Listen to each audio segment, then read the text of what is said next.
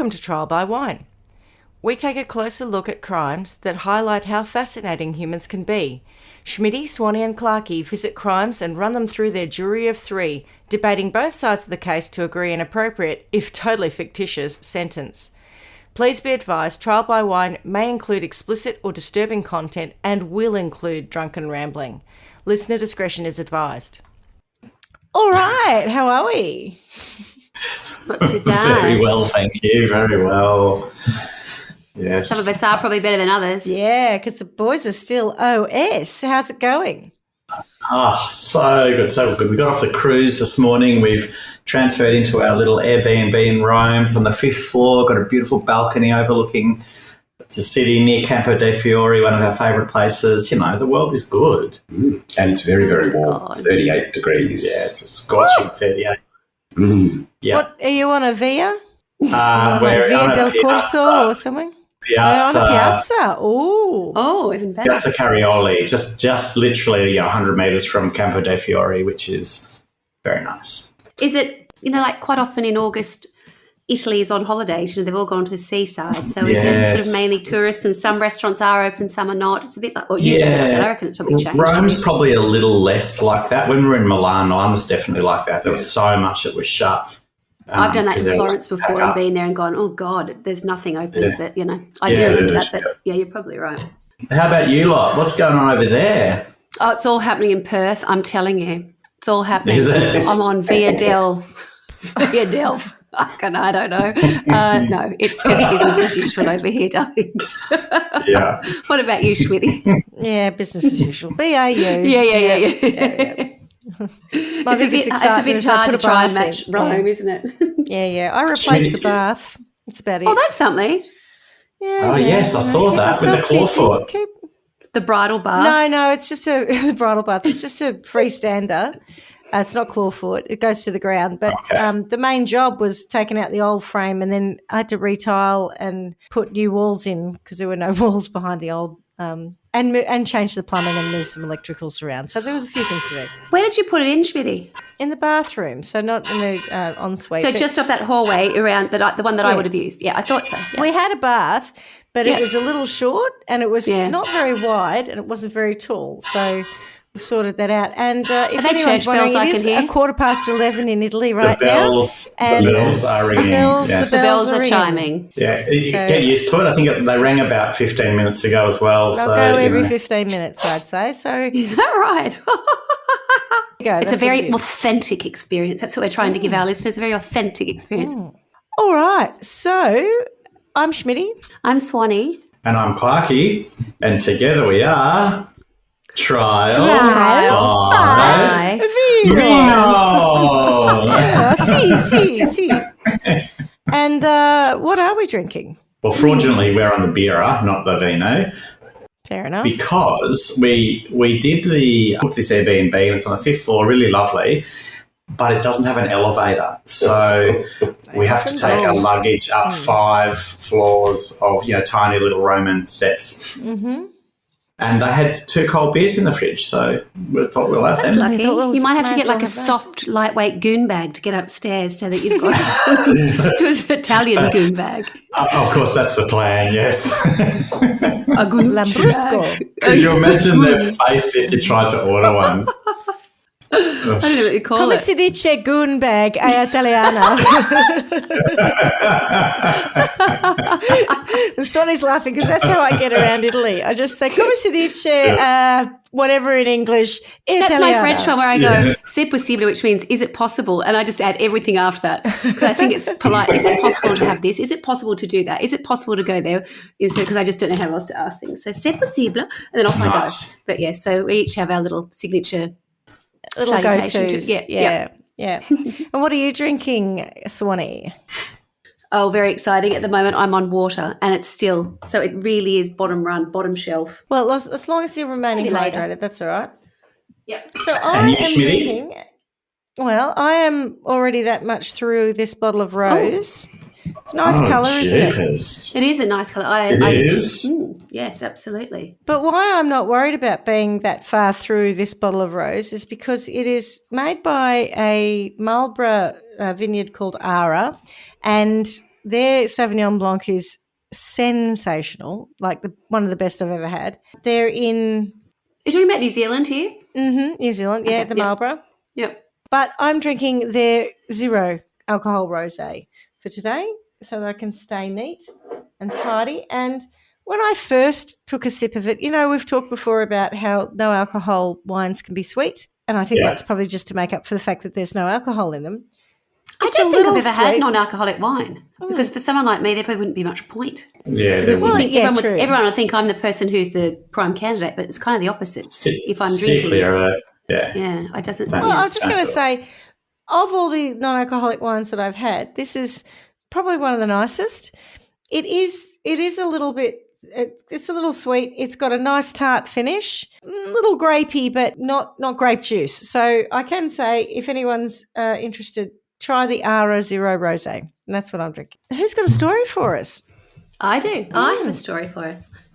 Awesome. Haven't heard one from you in a while. No, it's been a while, and I've tried to change the channel, as it were, because I think that in recent months I've been sort of on this sort of journey of not being able to handle anything too macabre.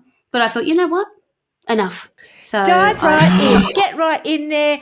Up to your ears in macabre. You put your big balls on. It's not the goriest we've ever had, but there's enough in there to shift me away from people walking across tightrope. What are we saying? Little Phil. Little Phil. It's not in the same vein as that. That asshole. I don't want to give too much away at the very beginning, as I often don't. And I appear to have left my sources downstairs, so I'll just rattle them off. I have used Murderpedia, which is always a bit of a giveaway. Yes. Murderpedia, Wikipedia, Criminal Minds Wiki, and I'll have to come back to you and remind me because I did watch a little mini documentary, but I must get the correct name. Was one of them Clown Passions? No, it was not Clown Passions. I do remember it was season 1, episode 1, which I thought was unlikely, but that's what it said. And one of my kids walked in while I was watching it and went, "Oh my God, I can't believe you're using that platform." And I was like, "Is it a platform? I just found it on the internet. I don't even know what that is." Never mind. I was like, it didn't cost me anything. Who cares? But it was actually quite useful. In terms of where I shall start, I wanted to sort of do what I often do, which is I love a little bit about the geography and maps. Here we go. I do. I've been on. I bet it's map time, people. I've had to go onto Google Maps because this is an area that I was not familiar with, and I needed to sort of place it in my mind so I could get a feel for sort of the setting for these crimes. It is important. So we start in Canada, and we are on the east coast. So it's in a province called New Brunswick. Now, there are 13 provinces in Canada, and there are 3 that are called maritime, obviously, which means that they face or have some exposure to the ocean.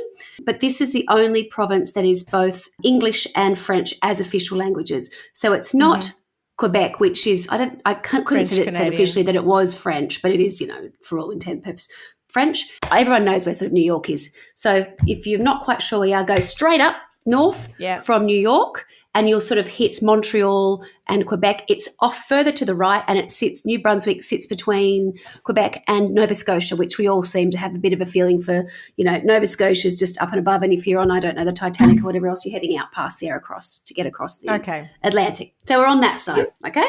Okay.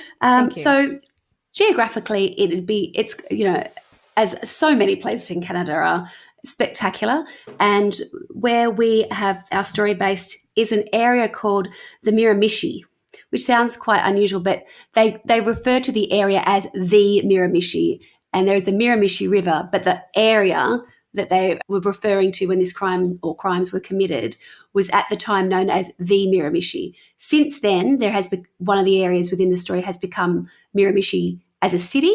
So geographically, it's based on a river that comes in from the Atlantic and, quite a picturesque place, very heavily, I don't know if you call it woods or forest, but you could imagine those tall green, Canadian forest sort of thing with, beautiful weather and extraordinarily probably harsh winters and somewhat mild and very much celebrated summers and probably quite short when they come through. Really the kind of picturesque place that you would probably set a crime if you were just coming up with something, off your own, at your own head and went, you know what? But I'm not Where going could to we go kill and someone. terrorise a group of people who live a pretty laid back, relaxed life? I thought you were going to say the that's perfect place where you would like set a TV drama or something. Like, no. It's Well, you not could many do that. trees. It's No, not one of those northern things where it's exposure. No, it's murder. something nice. Yeah, something that's sort of very sort of quaint, pretty, peaceful community living there. And Not a I lot know goes both on. of the shows. By the way, I know both of the shows I just referenced were set in Alaska. In Alaska, yeah. That's not my point. I was just talking about these really magnificent forested areas. Yes. Okay, so tell us what happened there when someone got it into their head to set their crime Our there. story starts at the mid to late 80s, so we're actually in 1986. The local police force in, I think it was Chatham, which is just, there's just basically small and larger towns throughout the Miramichi, and I'll refer to a couple of them as we go, and some of them are more important than others based on the movement around the community. But early morning, there's a 911 call made by a Mary Glendenning, and she's called the police, and she's basically been able to communicate that she has been beaten and robbed, but she believes her husband who's with her is dead. Mary and John Glendenning own a convenience store, and their home is at the back of the convenience store, like just a little shop. Yeah. Not exactly a 7-Eleven, but more like, our old corner shops where I guess in the 80s, there aren't many left these days, but a locally run local convenience store. They heard someone breaking in. They could hear that, and they went to investigate, and they were attacked immediately. And Mary becomes unconscious in the assault, and it's only later that she wakes up to find that her husband has been murdered. So when she's been able to call the police. They've turned up, and she is able to communicate very quickly that she thinks she knows who attacked her because they own the local convenience store. They know everybody in a small community like that. They've been doing it for a long time. They're well respected. They're well liked. Everybody knows who they are. And likewise, they know most of the people who are their customers, or certainly people who people are talking about. So she says straight off the bat that she believes that one of the people that broke into her house and the ringleader was a man called Allan Legere. So she tells the police that, and she says that he had 2 accomplices, which were 2 younger men. So 3 people broke into their house, attacked both, sexually assaulted Mary as well, and then went on to kill her husband. So at this point, she was it's unconscious. Yes. Did they sexually assault her before that, or did they sexually assault her while she? Yeah, right. Okay. I don't know that, but they were both beaten heavily. Especially the husband was beaten to death. Essentially, really, very violent and vicious crime. And the way it sort of been portrayed is that just imagine how scary to be. I mean, I'm not saying they were elderly, but they were not young. They weren't a young couple. They were probably in their 50s, which is, of course, I can't believe I have to say that. They might have been a bit older, to be honest, but they weren't elderly. They weren't far off, but they weren't young. Yeah. But they were sort of in that kind of older couple set kind of thing, but not geriatric or anything. And this violent struggle ensued, and of course, then they've gone on to attack them so violently, and just. I'm sure if they said we want to rob you or whatever else, so they would have probably let them take anything, but it wasn't enough to rob them. It had to be this level of violence which just seemed off the charts at the time. So it doesn't take the police long to find the ringleader, Allan Legere. He has a history of burglaries and violent assault, and he's got a big reputation within the criminal community of the Miramichi. And that's partly because he's big. He's big and he's strong, and he's a really good fighter. So I'm assuming that one would have to have been a couple of fights for them to actually be able to come to that assumption. And he's also not afraid to use weapons. He's a bad guy. He's one bad dude, and people know about him. Do you know what I mean? He doesn't have a good reputation. People are aware of him. There is very little known about his upbringing. He was born in Chatham, which is in New Brunswick, obviously, and his father left very early on. It would appear that he had a couple of brothers. I think there were 3 boys in total, and they grew up with a single mother in a pretty poor area. But beyond that, there isn't a great deal there's no big backstory. So there's not going to be some big reveal where this had happened. This is very much a story that's set as it goes on in the present. And I really can't give you a great deal as to what motivated him to be so violent, other than the fact that he grew up in a very sort of criminal kind of environment. Yeah, okay. So we don't know if his father beat him or his, blah, No, blah, blah, nothing. I have none of that at all. Okay. It was said that he could be charming. but he could be brutal.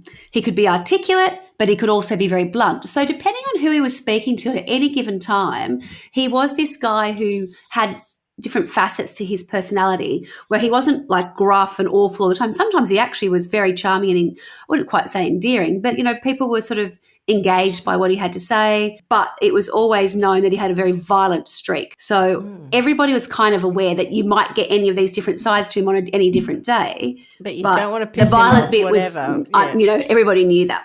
So in January 1987, Allan Legere and the two others are convicted of second-degree murder. And he is imprisoned at Atlantic Institution in a town called Reno. Reno. And that's the end of my story. Okay, cool. But hang on a minute. I think Alan perhaps. Yeah, all right. You trickster. No. So Alan goes to prison, being caught, being convicted. Step one. Yeah. Yeah. And off he is. He's in prison. 2 years later, on May the 3rd, 1989, he is taken to a hospital from the prison to a nearby town called Moncton.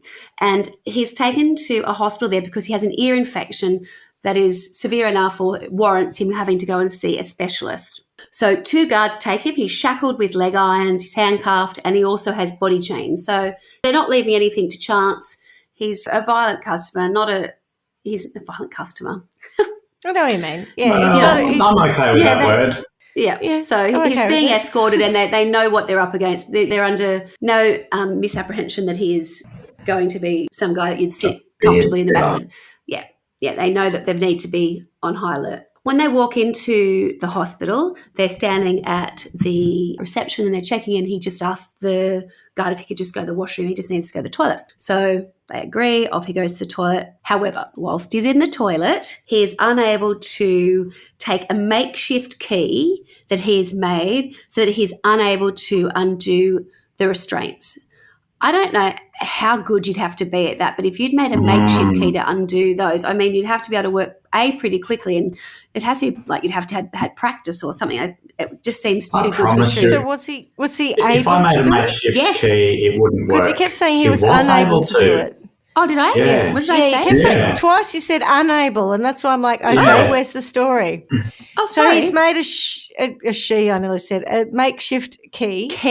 A makeshift Of key. which he is able to. Able. use. Did I Okay. say unable to twice? Oh, my God. Twice, yeah. It's okay. That's a worry. That's a huge worry because I didn't even know that I'd said able or unable. Anyway, he's able Telling a story. It's fine. to produce this key, makeshift key, and he's able to get out of his restraints. I don't know if it's all of them, but it's That's enough for him to That be able to is do it. ridiculous. Well, were they like the kind of thing, like kind of, what do you call them, handcuffs that you would have got in the Inspector Gadget show bag at the Royal Melbourne Show? Oh, maybe. made of Or I thought you were plastic going to and, say you know- at the sex shop. What was her name? Jacqueline Love or whatever it was in the UK. I was not going Pink to fluffy say ones. no, and Summers.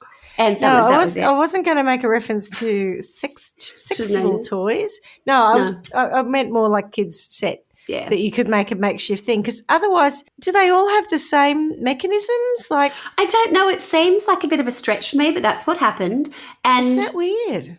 I mean, at what point? I can't imagine he could have been in there too long or they would have been suspicious, right? Do you not think that keys for handcuffs, when you've seen them on TV, look a little bit like a very small version of a cupboard lock key? You know, the Yes. old cupboard locks, they were all the same. You can literally go to Bunnings and get a spare. Maybe that's what it was. So he had a bobby pin or something and that worked. I don't know. Anyway, it worked.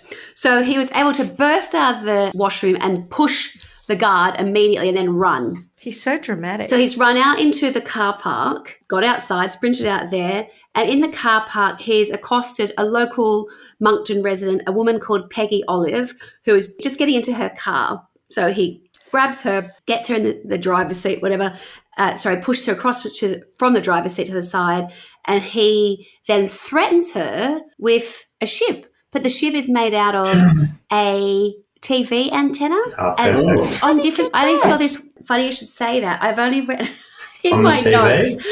I'd written it down because I couldn't remember the correct word. Correct, a TV antenna. an aerial. But he'd kept it in an aerial. Piece He'd of kept it in his up his ass? Yes, But I'd written Right. anus, so I thought that's not right because it's rectum. his He had anus? his rectum. In his rectum. But he'd had that. The aerial and the I wonder if it anus was- trick. I wonder if it was picking up ouch. airwaves. Well, I don't like the When you idea. move of it that around, at you all. go, "Woo." Oh, yeah, it sounds very uncomfortable. Yeah, I'm not a fan. So he threatens her with that, and she said, he was terribly And it scary. smelled like and he was- shit. I bet it could you stains. imagine? Oh, my God. Get that shit weapon away from me. Shitty shit away from me. I'll get infected if you stab me with that. Oh gosh! So off they drive, In and that instance, though, what would you yes. have done out of interest? So he shoves you into the driver's side, did you say, through the passenger seat I think into the so, driver's yeah. side? Because they're she's their cars driving. are So all- yeah, she must have I'm been. I wish she assuming wouldn't have been getting the other side. Yeah, What would you have done? Got out the to other get door out. if there was time. All right, exactly. I would have opened the other door. there and must just have kept been some rolling. reason why Yeah. she couldn't. He must have already been Oh, threatening shock. her, I'd imagine. Fright, Yeah. fear and shock, For I'd say. sure. But anyway, Yeah, just Yeah. FYI, drop and roll.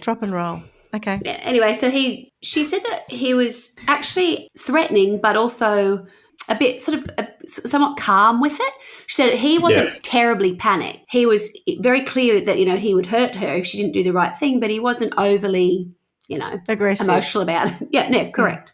I'm only going to So- tell you once. Obviously, the guards have been able to get word out, so the police have set up local roadblocks. He releases her unharmed.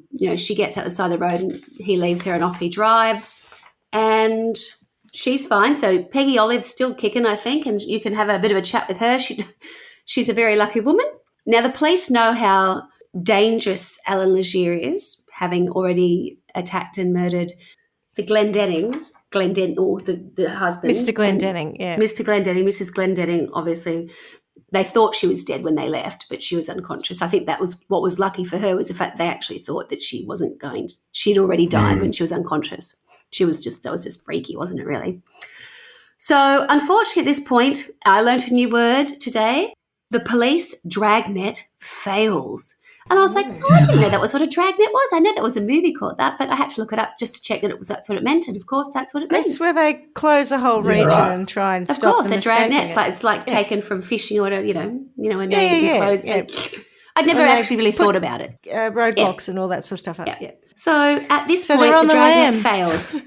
They're on the And lamb. he's on the yes. He's on the lam. So apprehension starts to grow for the residents of the Miramichi, which is the area north of Moncton, because Moncton's probably a bigger town, and then Miramichi and where he's from is further north.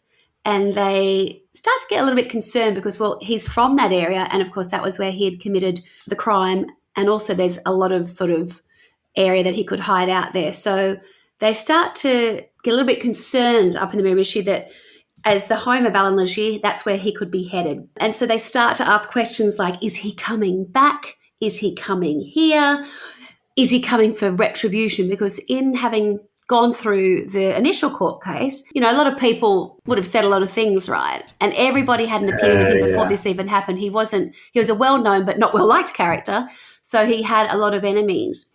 And so, the general gist of everybody out around I was going to say the town, but the area, was that anyone who thought they had wronged him or crossed him feared for their lives. But actually, no one realised just how frightened they should be. It wouldn't matter who you were. So actually, it wasn't retribution for anyone in particular. Everyone was going to be fair game for Allan Legere. Oh, no. Spree killer. Oh, There's a reason why he is known as the monster of the Miramichi. Oh, and we're God. about to find out. here it comes. And that's where your story ends? That's where the story ends. He just goes, And who are we going to sentence now? Not quite. Yes. Right. So that was where were we? That was May the 3rd, 1989, that he escaped. So I was going to ask, and I think you may have already clarified by giving Yes. us that lead into where we're headed with this, but was he actually guilty of attacking the couple that he went to jail for? Yeah. Absolutely. Absolutely. Yeah. I did wonder So- whether something was going to change there. Yeah, I No, wondered if no, we were no, going no. into some TV movie type storyline where he's wrongfully convicted and he escapes and he's trying to prove his innocence. But clearly, no, No, we're he's not doubling down, and No, we are not there. there. No, he said, I've got more, you got more me for one. business to carry out. So I just want to revisit the timeline so that we know where we are, because things start to happen quite quickly at this point. So He was born in 1948, and his first crime that we are aware of, which although there were probably many other small ones, Robinson, is June 21st is when he attacks the Glendennings. So it's June 21st, 1986. January 1987, he's convicted, and 2 years later, in 1989, in May, is when he's taken to the hospital and escapes in Moncton. Okay. So now he's an escapee, and everybody's on tenterhooks, a little bit concerned of where's he going to turn up. But you wouldn't expect him to go nuts. No. You know, where's he going to turn up? Who knows? Is he going to come back to our area? And they're like, oh, no, maybe not. So a few weeks go by. And only a few weeks, because on May 29th, we find ourselves at another convenience/grocery store, and this is called the Flam store, and it's owned by the Flam family, Flam. And I believe they're sisters-in-law and not sisters, but it was communicated differently in different articles that I read. Yeah. But Annie Flam and Nina Flam ran this store, the Flam grocery store, and they lived in sort of, I always get this wrong in real life, what's the word? When two buildings are next to each other. Two houses that are like, duplex, yeah. There were duplex apartments next to and behind the convenience store. So Annie lived in one and Nina lived in the other, but, they were directly next to each other. So I think it was Annie. She closes up the store at about 11 p.m. And at the same time, Nina's already upstairs in bed reading in her apartment. Don't know what they call it apartment, but think of it as like a, upstairs, downstairs, small little. I would think it was more of like a little townhouse kind of thing. Yeah, often townhousey. And then nothing. Until the next morning when somebody sees in the early hours a fire raging from the top floor of the women's duplex. The fire department are called, and when they get there, they find Nina badly beaten but alive at the back door of one of them trying to get out. Jeez. And unfortunately, Annie didn't escape. They find her dead and burnt body in the bed upstairs. They were able to take Nina Flam to hospital, Flam to hospital, and she's desperate to communicate to them what has happened, and she's able to tell them that she heard footsteps coming towards her bedroom. A man burst in and assaulted her. He tied her up and he held a knife to her throat. And then he sort of ransacked the apartment, then beat her up, then sexually assaulted her. Then he gently tucked her in to bed with a degree, like he was actually quite gentle at this point. And then he went and lit the cupboard. He lit the bottom of the bed. Set the place on fire. And lit the door. And then off he ran. Did he think she was dead at that point? No, he didn't. But he knew that she was tied up. He knew that the fire would finish the job, or he assumed the fire would finish the job. Jesus. After he left, she was able to get out of the... That is sick, isn't it? And then at that point, he's gone directly into... Actually, they don't know if that was which way it went, who was first, actually. I don't know the answer to that.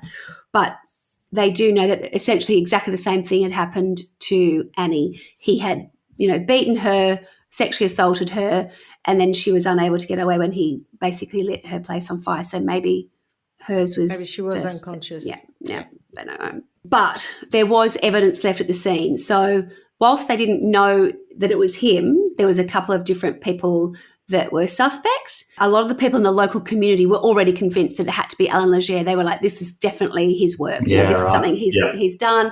You could imagine you're already starting to get this sort of whipped up sense of fear and what's going on in our community where people, old adage, but, we'd never had to lock their doors. Everybody knew everybody. It was a pretty quaint kind of relaxed town, and all of a sudden they are being terrorised or under siege. Exactly. It sounds like a horror movie. It does. Yeah. Even the setting, the whole thing plays out exactly like that. Mm-hmm. And I've seen a young boy interviewed, and he said, I just don't understand why someone would hurt them. Then you see another one, which may well be his mother, I'm not sure. And she said, I just don't know what we're dealing with here. She said, that's too, because nothing had really happened before the Glendennings and now the Flam sisters, both having stores, so both well known to the entire community, and now two of them are dead. So Mr. Glendenning and survived completely by Mary. Unprovoked. Totally. Just, people going about their normal day-to-day living, and they've been gone in and like really, really brutally murdered lot and of defied to violence. cover up the evidence. It's a lot. It's a lot of violence. I think that's what's so terrifying about it, right? This personal, because there's people are nothing on there. personal which would And that's what create they couldn't or find out. inflame that violence. He's just, yeah. So June 1989, so the Royal Canadian Mounted Police have sort of two investigations going on at that point. They've got Allan Legere as an escaped prisoner, and, you know, they're trying to locate him. And now they have this... Psycho killer. Qu'est-ce que c'est? Yeah, somebody, and they're Yes, trying, yeah.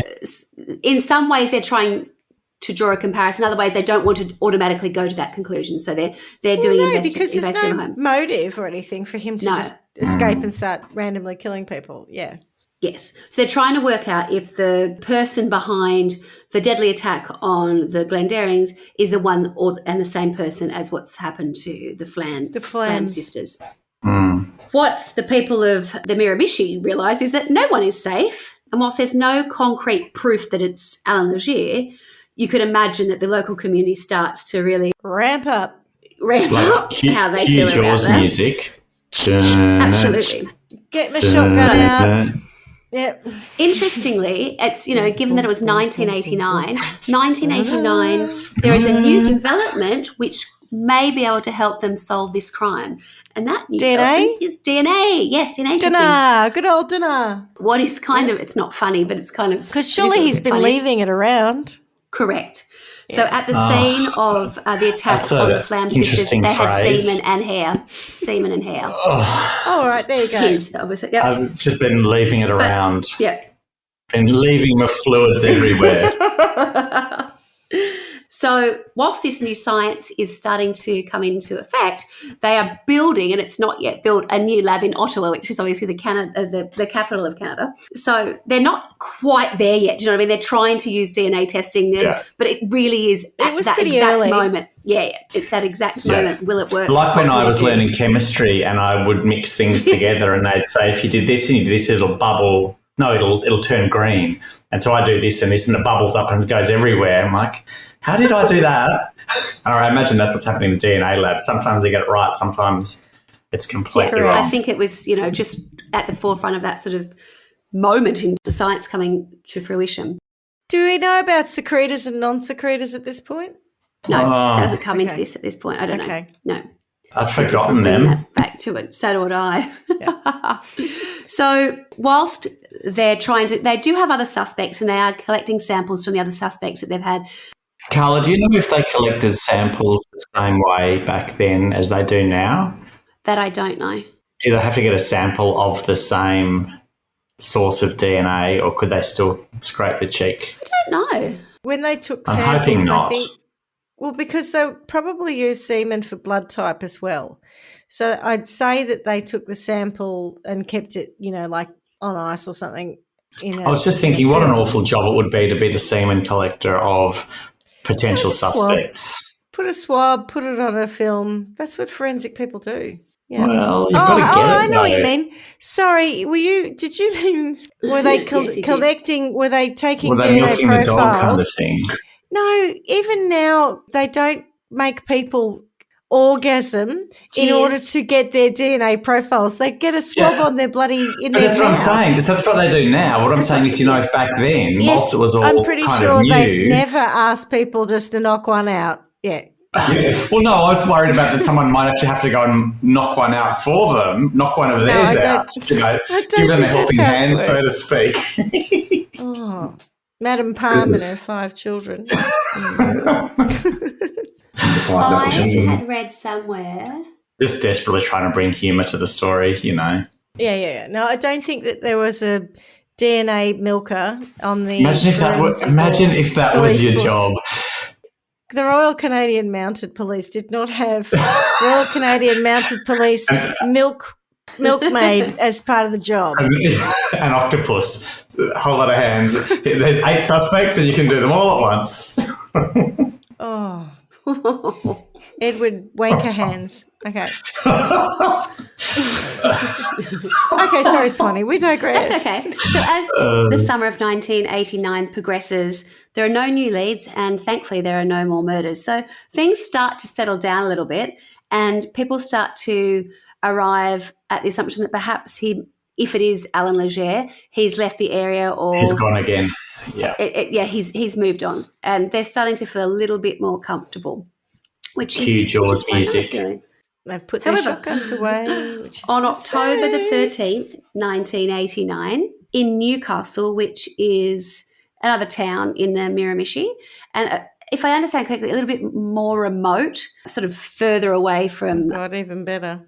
Chatham, he visits two sisters, Donna and Linda Dorney. So in a dark corner of Newcastle where these two sisters lived in a house, Donna was at home alone, and after sunset, a man has crept into her backyard and made his way into the house. Linda, however, was not in the house at the time. She was with a friend.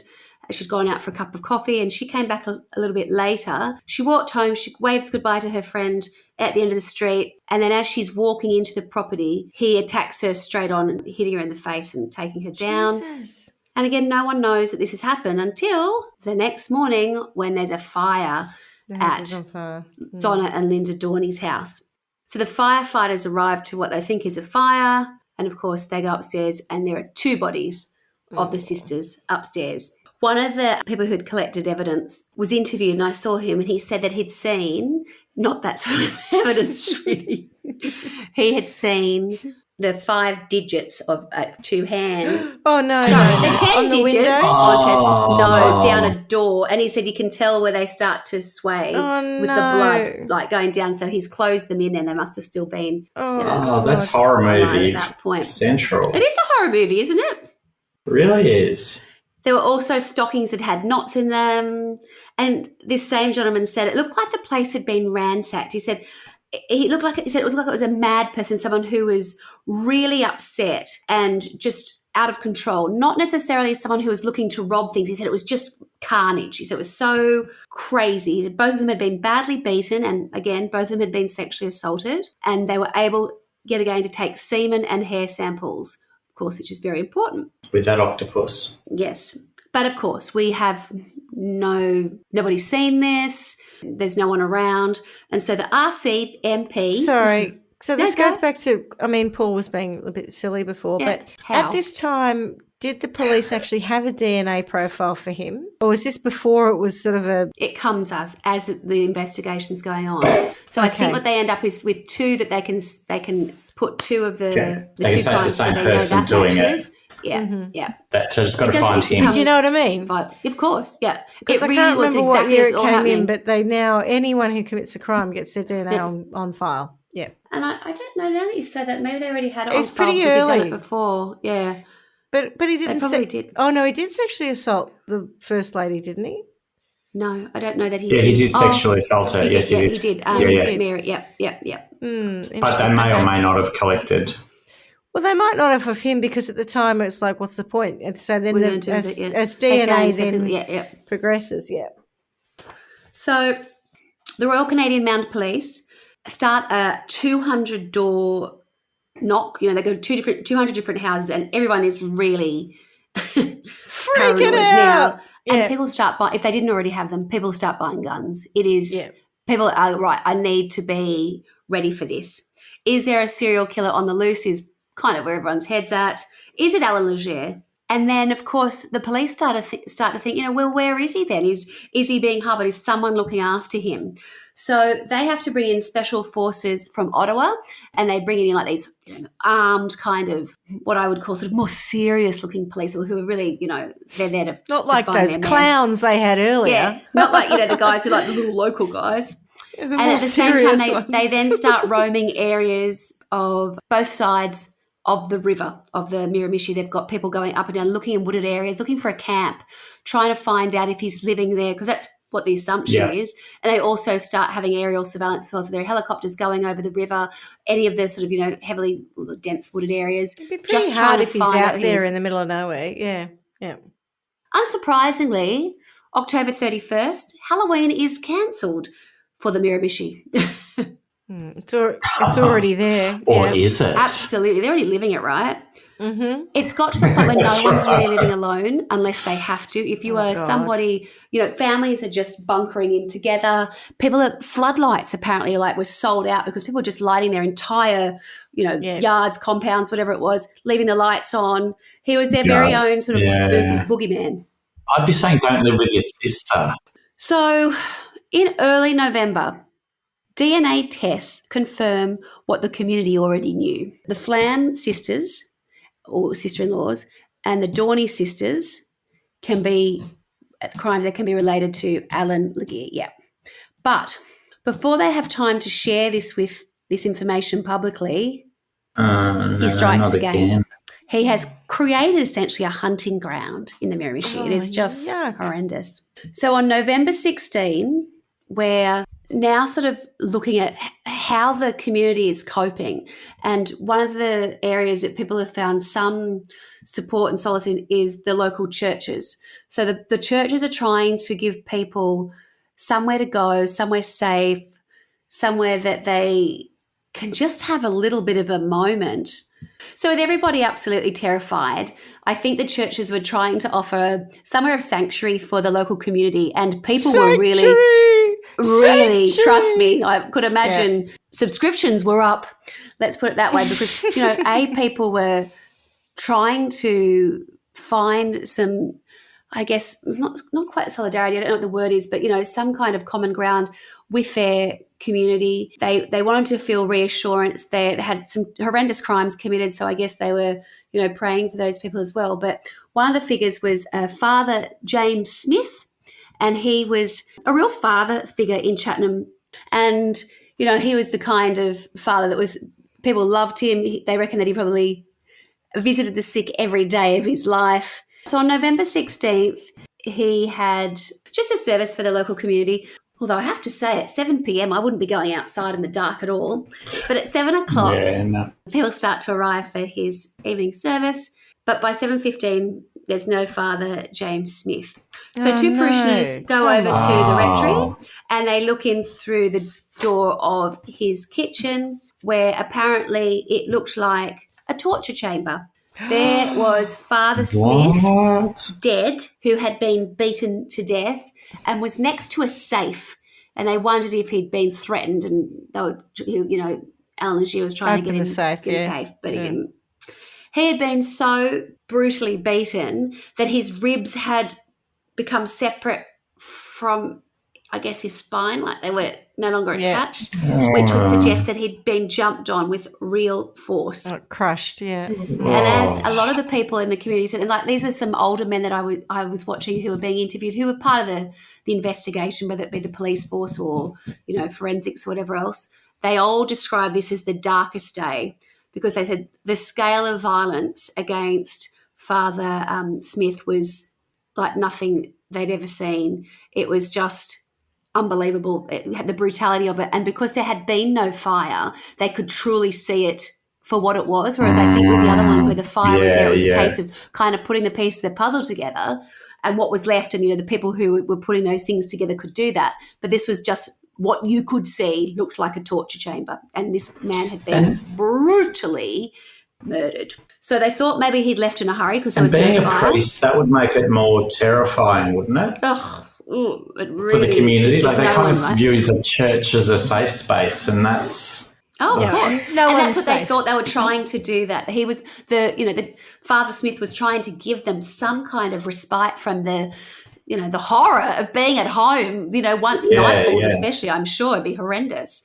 And do they think that's why he targeted him? To take that away from the community? Yeah, absolutely. That's what I was wondering. Yeah, right. Okay. Yeah. So is that calculated too? Oh, once he sort of got on with it, he had a real idea of what would really for maximum impact. What else? Well, what can I do next? Who can I get to next? What was pivotal in the fact that he hadn't lit the rectory was the fact that he left crucial evidence. He'd walked throughout the house, and in the pools of blood that had been left there by Father Smith, his footprints and the very identifiable track of his shoes was left all over the place. It was everywhere. So they were able to find Father Smith's car at a motel not too far away, and also nearby were the work boots that had been discarded and that matched the prints in the rectory. And at this point, panic is off the charts in the Miramichi. Can you I can imagine. He's now murdered Father Smith. If this was a horror movie, I'd have turned it off by now. You know, they were saying it was But so they can't do bad. that. The level of violence that I've heard it described that the victims were unrecognisable as humans. Yeah. Where by the time it had been, Pulped them, he was finished with basically. them. Yeah. So as I said before, people are just bunkering down, floodlights are lighting up the whole place. There's essentially a curfew in place. Everybody's at home, and it's now one of the largest manhunts in Canadian history. Swanny, you know how at the start you said that you were going to go away from some of the more lighthearted stories? Yes. I just want to congratulate you on succeeding. Thank you. This one's making me feel a little ill. I'd seen something about it, and I couldn't quite understand the way the crime was presented to start with, and I thought, oh, the name sounds more interesting than the crimes. And then when I actually started looking at it, I was like, oh my God, can you even imagine? And I've brought this up many times because it's my only reference point, but because it actually is at exactly the same time in the very late 80s, so exactly at the time this was happening. And growing up in Wollongong, we had the Bulli rapist, yes. Yeah. And we had a situation where it was so prolific in the end, you know, we were having to, you know, we'd called the police to our house, we had to be home, you couldn't do stuff, and the guy was getting away in the gutters. So it's this idea of when you have this fear, every sound, everything becomes amplified. So I cannot even imagine the terror. I mean, it's just unimaginable, right? You would you sleep? How do you make your children feel safe? It's beyond my comprehension. The way this is happening over such a short period of time, when they think they know who it is, they can't find him, he's out there. It's freaky. And the priest murder being you know what it is, I think would break people who are kind of going, you know, we can live through this, but stay together. That would just be the last straw, I would imagine, for some people. I saw somebody interviewed, but he'd been blacked out, so you couldn't see him, but he broke down and he said that when Father Smith was murdered, he said, and I mean, I have no idea what the relationship with this person, you know, with the father was. It might have been that he was one of his, you know, most devoted parishioners, whatever, but he said he felt like part of him died that day. He said, that part of me that I will never get back. And I can imagine that, you know, any innocence or anything that you think is going to be good in life, when you're the figure of, you know, someone they'd probably all grown up with, someone who was the nicest, kindest, most charitable person in the community is slain. I imagine it would do some seriously awful things to your brain. Psyche. It's not nice. Your psyche, your brain, your psyche, that's the word, darling. Yeah. So he's, again, very effective, isn't he? At this point, Father Smith has been murdered, and the Crown prosecutor, who I've seen interviewed, says, you know what, at this point, we think he probably has temporarily had to leave the Miramichi, and they believe he's gone, but they reckon he's going to come back because they can't find him. You know, there's roadblocks, there's everything. They've, you know, upped the ante on looking for him. They can't find, there's nothing to suggest that they've got any idea that he's there. And this gentleman says, you know what, we reckon he's going to come back, and he's going to come back for Christmas. He's going to make sure he destroys Christmas, and he's going to want to see himself on the news. So they feel like he's got to this point now where it's all about causing maximum harm, maximum psychological detriment to the community. And you can see why they would think that. Happens to be the case. So on November 24... So the police set up a trap, and they have a house with two old ladies and a priest. And they put them in there, and they just wait, and a couple of convenience store owners. Christmas. Yeah. They've Griswold the fuck out of the house, so it's got Christmas lights everywhere. All the community say, just FYI, these people are coming and they're going to have Christmas at this house. Yeah, it's a cunning plan. The door's unlocked, everyone's welcome. Oh, gosh. And the lights are off, yeah. We've cancelled Halloween, but I don't know how you're going to tell the kids there's going to be no Christmas, because your serial killer is going to steal that from you too. Happy days in the Miramichi. Kill Santa. So 24th of November 1989, Allan Legere is in St. John. Now, I did not look up where St. John was, but it's not in Moncton. I don't know that it's in the Miramichi. I think it's probably outside the Miramichi, because he wants to get to the Miramichi. Anyway, so he gets into a cab and he says to the young guy who's the cab driver, I need you to take me to Moncton. I've missed the last train. And the guy goes, okay. And then Allan gets out a shotgun, puts it at his neck and says, because the guy starts to call him. This is what I thought was so funny when I laughed at the time. Do you remember when a cab used to have to call dispatch? So he had to, yes, this is like so they pick 1989. someone up Yeah, and- he'd had to Yes. say who he's taking, where he's taking them. So he goes to grab the walkie-talkie, I guess I can't remember what you call it. Anyway, he's calling dispatch. And while he's talking to him, he puts the gun to him and he says, tell them you're taking me to Moncton and that I've already paid. He goes, okay. So he says, I'm taking this guy to Moncton. He's missed the last train. He's already paid. No, all good. Don't worry. Got the gun at him. And he says to him, if I see one light, from a police car or whatever else, you're dead. So let's get on with it. And off they go. As they're driving along, the taxi driver's wondering what he's going to do. He's like, do I run into somebody else? What do I do? How am I going to get out of here? I've got to drive. He's got the gun to me. But it's so cold and so icy that they end up in a bit of a struggle in the cab. And then the car starts to move on the snow and they end up down an embankment.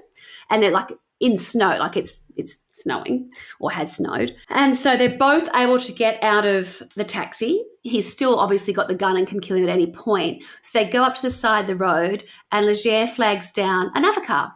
And he's I really feel like this is a movie. I don't know if it's the way you're telling it, but I feel like I'm watching a movie now. It's unbelievable. It's crazy, isn't it? This is the whole thing. So when I started looking into it, I was like, oh my God, I was getting really excited. You can probably tell by my voice. I was like, oh my God, this is what's gonna happen? insane. I know, because I don't really have to, there's, the gory bits I haven't seen. I just know this, it's just like being on a ride. God. Anyway, so they've crashed the car or they've gone down the ditch. They're now up on the side of the road and they're trying to flag down another car to get them away from that. They are successful. I was just going to let you know, St John is an hour and a half's drive from Moncton. Brilliant, because that is exactly where it should be, right? Just far enough away, but not too far, so that is, if you're in a cab and someone says, "Oh, it's already paid for," or whatever else, you could go, "Okay, it's not beyond the realms of possibility. It's not 6 hours workable." away. Yeah, there you go. Yep. Brilliant, and probably outside the Miramichi. I need some water, so I need some beer. now. I know. I'm sure you do. You might have to go get Far your out. Italian goon. Your Where's Italian that goon goon bag. bag? Yeah. It's all right because we did go and get some other ones. Gono bago. Per favore. Por favore, gono bago. Vinos fuso. As Clarky was suggesting, this does sound like a movie. Wait till you hear this bit. So, Scusa, mi vinos fusa, per favore, cask one. Right. Oh, It's not Vino della Casa. No. Vino della Goon Bag, I think it's called. Fusa. Vino della Goon bag. Get that right? It's Vino Per della favore. Goon bag, yeah. Oh no, Vino della Goon Bag, per favore. Vinos fuso. Allan Legere and the cab driver that he has hostage are now standing on the side of the highway trying to flag down another car. And Allan is successful. In fact, he's successful in getting a car that has an off-duty Royal Canadian Mounted Police officer driving. Wow. So he gets in and tells her to drive. So he's puts taken gun the to other her, taxi driver So in. he's taken the taxi driver with him. So now he's got two hostages. He's got the off-duty police officer. She's driving. And he's got the cab driver in the back with him. And off they set for Moncton. However, He's her navigating. car is getting low in cab fuel, driver. getting low on fuel. Are This they is going the to bit where pick someone else I up can't along quite the believe way? when he did this. No, they stop Go to refuel. station. But he What? gets out. He takes the keys with him. This is takes the there's keys. one bit in this that I just cannot believe. He gets out, he puts the fuel in, and then he goes in to pay. That's a bit I just can't get my head around, right? Wouldn't you just get in and drive off if you were on the well, land? no, that's a good beyond point. At this point, you've Yeah. killed everybody. He's I mean, a you think, weirdo. oh gosh, I want to go pay. Yeah. But he doesn't go in and Yeah. hurt those people. So he goes in, he pays, and at this moment, the off-duty police officer says to the taxi driver, I've got my spare keys with me. So she puts the keys in and she floors it. And she leaves Allan Legere with the gun at the Brilliant. servo, right? Imagine a poor service station attendant. Fuckers.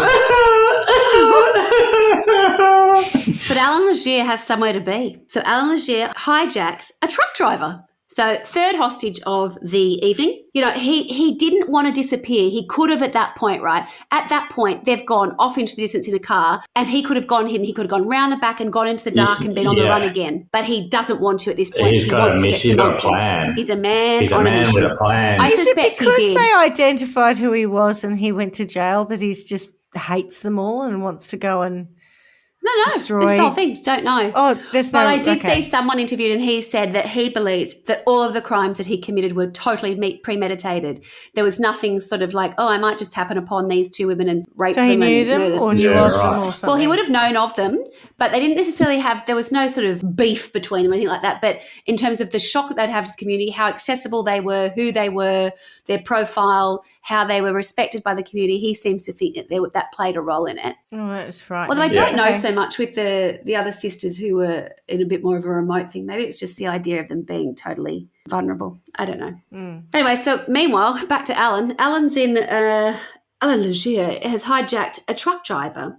He wants to get back to the Miramichi. So he's taken 3 hostages. And of course, by this point, the off-duty police officer has been able to notify the police. So they are finally successful in being able to create a roadblock that stops the truck. And to be honest, it's a little bit of an anticlimax in the sense that he actually just comes down. I think there's a small struggle, but nothing major.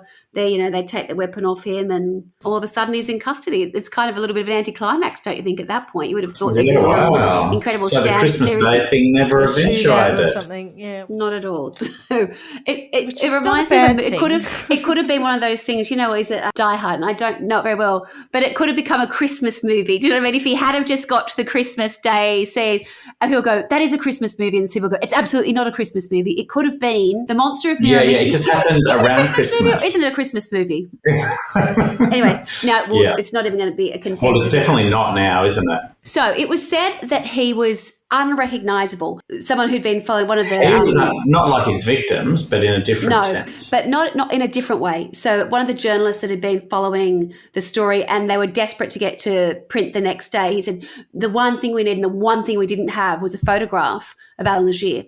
And they finally got a photo of him. And he said, I was so shocked when I saw it. He said, you know what? He would have walked past me in the street and I would not have recognised him.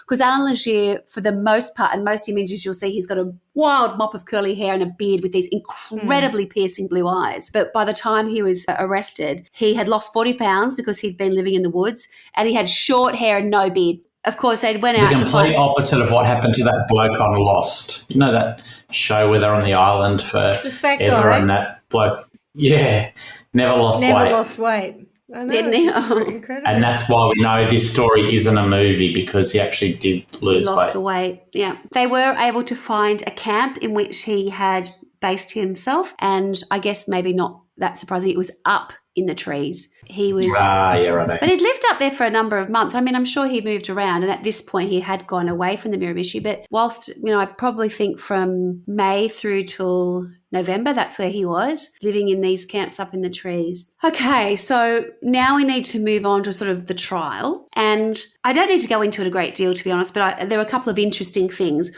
One of them was, where were they going to have this trial take place? Where could they find people that were not totally to be compromised? impartial. Yeah. Correct. Yeah. So, of course, it had to occur outside the Miramichi. 45 minutes down the road, I think, is the normal. Yeah. And there was something else quite interesting that I'd read about the jurors, like how many people they had to go through to get to the number that they needed. I can't remember. They had they started with 500 people to start with, and then there were so many people that knew people. There's too many, even if they were outside the area. It was tricky to actually find a place to have the trial and to find some jurors. This would be the first time, I think, that DNA was used in Canadian history to convict a criminal. I think there has been other instances around the time where that was talking about having someone pardoned because it would prove that it wasn't them. In the trial, it's been stated, and it probably is true, the jury wouldn't have necessarily understood at that time in, we're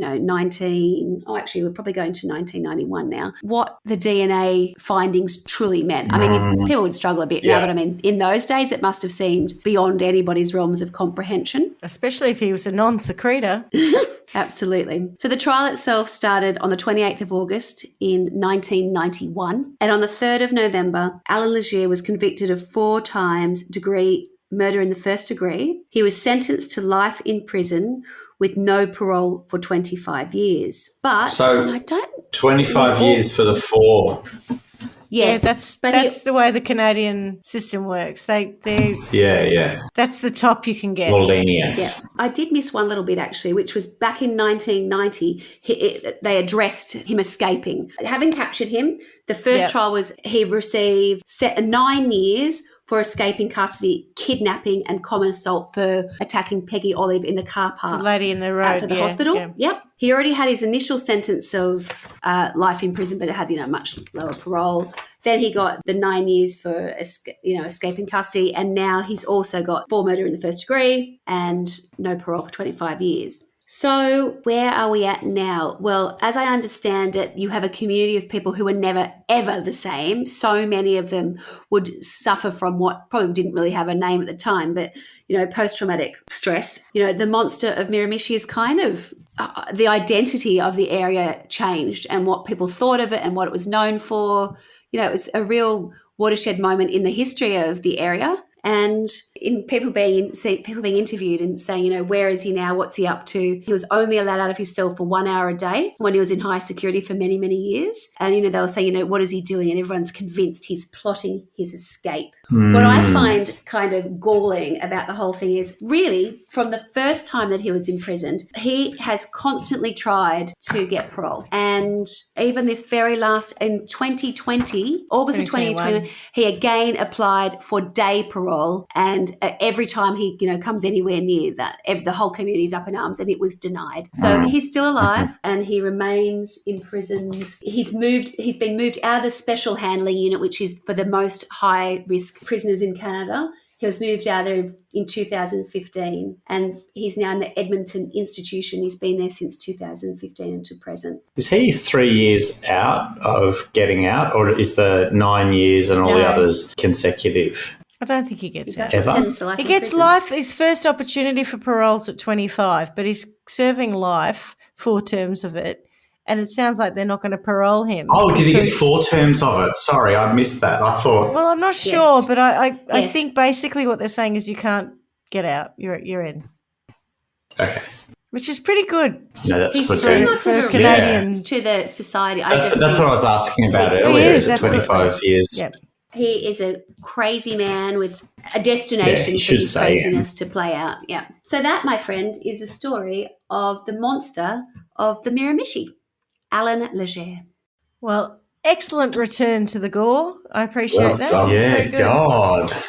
That was a good It one. wasn't too gory in a strange way. No, I know what you mean. it was fine. It was such a ride, I thought. It was you didn't have to a bit get... bizarre, although, slight anticlimax. Yes, it was a little bit. I agree. By the time you get it, it's like, they just came out of the truck. And I'm like, what? There was no shootout? There was, no one blew up a building. Yeah. No, Nothing, see, that would have made it the fires. Christmas movie. That's right. Would have He needed to get from the 24th of, if he had have just waited till like the 24th of December, there are a couple of things had he known then. Yeah, he didn't play it out right. He could have really had a Christmas movie hit on his hands. The story of Christmas in Miramichi, the Miramichi. Right, would you like to sentence anyone? He's so violent and he's had, from the outset. And obviously he's physically very strong and he's frightened people. So I'm kind of tempted to put him in, like one of those giant plastic bubbles, like balls that rolls around. So he can't actually reach anyone. He can't actually touch anyone in one of those. He's sort of just contained in a little plastic bubble, bouncing off things and frustrated that he has no control over anything. And no one's frightened of him because he's the man in the bubble and he can't get out of it. And the world is safe and we can all sort of laugh at his antics as he rolls around in the wilderness in his bubble. There you go. That's my sentence for him. I like that. That's quite funny, but where's the bubble going to be located? Because I feel like the town would be on edge in case the bubble Well, no, bursts. I It can't think be anywhere in the Miramichi. It has to be well put him- away. Yeah, that's what I'm Put him thinking. It's got to maybe be in Alaska. Maybe in Alaska. Yeah. And so mostly Somewhere what where he there are comes no across people is is probably a good idea. grizzly bears, Yeah. Oh, you know, yes. and Antarctic, a couple of polar bears ready to snack on him if they can. wolves. Yeah, I like something like that, that, where yeah. it's sort of Where just there are no bouncing humans around, you can but hurt. you can't hurt any humans. You can't get out of the Yeah. bubble anyway. But, you know, he gets a fright every now and then because a big bear comes up and goes boo at him kind of thing. Yeah, tries to burst the Oh. bubble. Grr. Yeah. Yeah, Nice one. Well done. I like that. There's a whole lot of physical violence, obviously, and we spoke about that, but the mental anguish. impact that he put on that whole community. I mean, I would imagine that community would still be fearful that somehow he'll escape or somehow he'll get out. they And still God, are. if he was You're born saying in that he's still 48, plotting? he'd be 75 or whatever He's now. 75 So now, yeah. yeah, so he's not going to be anywhere near as bad. But I just think there's a very deliberate two-pronged attack that he's put on that community. It wasn't just, I'll kill some people and that'll scare them, but, you know, what he did with the priest and the thought of coming back for Christmas, it was really about how do I get maximum impact. So his one, I think the monster term is absolutely appropriate for him. The thing that I was wondering about is whether after his rages he had any kind of remorse. And, you know, sometimes people get really angry, do something and then feel really bad about it. I don't think he felt Yeah, that. I do that. I scream at my kids, so- but I mean, Yeah, like it's that kind of thing though, right? Where you go, oh, maybe I shouldn't have done that. But I don't think he felt any of that. I think he, in some way, there's probably a little bit of, I don't know whether he goes, yeah, I nailed that, or I don't know how his head works. But the bit I do want is for him to, you know, those white noise things that they use as torture, and they put the headphones on people, and it starts to drive them crazy. I kind of want him to be in a constantly enraged state without being able to do anything other than, you know, if he's got to harm anyone, so there's only himself that he can harm. Because I think your one was great, Schmitty, whereby no one can get hurt by his bubble protecting him. But in some ways I would like him to be a bit of a victim of his own anger and violence. And so if there was a nice stone room that we could drop him into that he can't get out of and then play that sort of music to him constantly, I think that would work. Okay. And Swanny. do you know what? I hadn't given it any thought at all whilst I was looking at the case. I was so excited. Glass rod. Yeah. Yeah, I wondered about that at the start. Hot with glass rod. Because he sets people on fire. So a hot glass rod, yeah. Molten just glass rod spitballing, that then... just brainstorming there, The hard part the bit that I struggle with is the fact that without any kind of idea at what brought him to this point, it's hard for me to... you can't do the old psychological nut punch. I don't have the psychological nut punch. I can't give him that. What I really liked about yours was the fact that if he couldn't create any fear and I didn't want any humans involved. Mayhem or anything. Yeah. Oh, I don't know if someone like him feels anything. Do you know what I mean? I just can't imagine that he could. The way he's behaved is without human emotion. Sounds like he has some kind of extreme rage about something, like where all this violence comes from. Yeah. So if he's got no outlet for that rage and he can't victimise anyone, maybe to Clarkie's point, he can only turn it on himself. Don't you find it interesting, like in all of the stuff that I've seen, I can't find any reference to his family at all. It's not like he wouldn't be digging for that, right? So where are they? That's strange, isn't it? Normally that's the first thing. Made a point of changing their names. Maybe good citizens and people. Because if you think about, Schmitty, who was it? The Monsters Ball. What was... Elaine, the woman. No, it's Monster, and it's Eileen Warnos. Sorry, yes. No, Eileen Warnos. Eileen Warnos. So I was going with the monster reference and I got it wrong again. But so the fact that, you know, what she went through to get to that point versus what he went through to get to the point where they both ended up having that monster reference attached to them. it's completely nuts that, And she shot people, but he's she gone didn't through torture nothing. them in this way. No, I she didn't agree. beat them to death and stomp No, on but them she till was- their ribs dislocated But from she their had spine. been attacked, right? Yeah. Oh Yeah, no, she correct. had She'd been- horrendous. She'd had a And he horrendous may have upbringing. had that in his childhood. He She probably was did at raped some and point, I'm beaten sure. and treated very, very badly by even in her adulthood. Yeah. Yeah, no, she had a hard time. I But that's my would point. assume that Whereas- he probably had Yeah, I some know. pretty horrendous Whereas we upbringing, don't but know just don't have what's any going on with details, him. right? Yeah. Just says where he was born. I've got nothing else to work with. Make it up. Make it up. Maybe we could just maybe just have him being hunted constantly, because this idea that he was using it as a killing ground and that maybe he's being, I don't know. I don't think that's good enough, to be honest. It's too easy on him. You could put him in his treehouse and set the woods on fire. He might not like that. Yes. What about, is there anything at Trial by Wine World that I haven't remembered that we could, I'm struggling. I don't know. We could banish him, I suppose. There's lots of things in Trial by Wine World. And if not, you just make it up. Trial by Wine World is your oyster. Roller coaster Yes. of Because razor blades. initially there didn't seem to be any real connection or reason for what he did. He just did it. That's why I struggle with how to punish him, because I'm like, well, I don't really like to do too much harm. I think that's right. Well, though. if it's about no connection, why don't we just disconnect his ribs from his spine? Yeah. You said it, fine, I'll take Jeepers. it. Or dislocate all of his bones so that he's got no leverage. So when he gets enraged, like he just maybe- flops around like jelly, like an angry maybe he becomes a bit of a jellyfish. jellyfish, a burnt jellyfish. There we go. Do you remember we've done that before? I used an X-Men reference where the Yes. bloke turned into a jellyfish. Yeah, we'll do that. Yeah. We'll do that to him. Okay. Yeah. Okay. Well done. Sold. All right. Well, Nice. that was. Well I've played. never heard of it. Another one of Oh, those good. classic serial killers I've never heard of. Well done. It's a worry, isn't it, when you Yeah. never heard of it? Very unsettling. What? How can I not have heard of this? Well, it turns out there's more of them than we realised, I think. Absolutely. But very good. Yes. And as we say every week, miss you already. Cha-cha. Cha-cha, my lovelies. Cha-cha. Thanks for listening to Trial by Wine. You can contact us at trialbywine@gmail.com. Please rate, review and subscribe to Trial by Wine on Apple Podcasts or wherever you get your podcasts. If you'd like to support us, you can become a patron at www.patreon.com, Trial by Wine, or visit our website www.trialbywine.com to donate to us.